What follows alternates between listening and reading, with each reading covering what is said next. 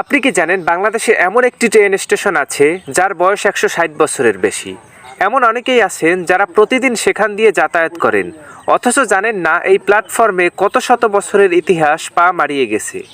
এটা হলো Santahar railway station. 1862 সালে ব্রিটিশ শাসনামলে নির্মিত এটি বাংলাদেশের সবচেয়ে পুরনো ও ঐতিহাসিক রেল স্টেশনগুলোর একটি।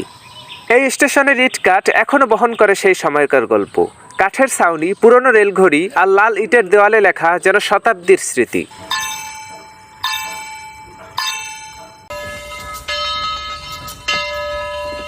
প্রথম দিকের ট্রেন চালু হয়েছিল খুলনা থেকে কুষ্টিয়া রুটে।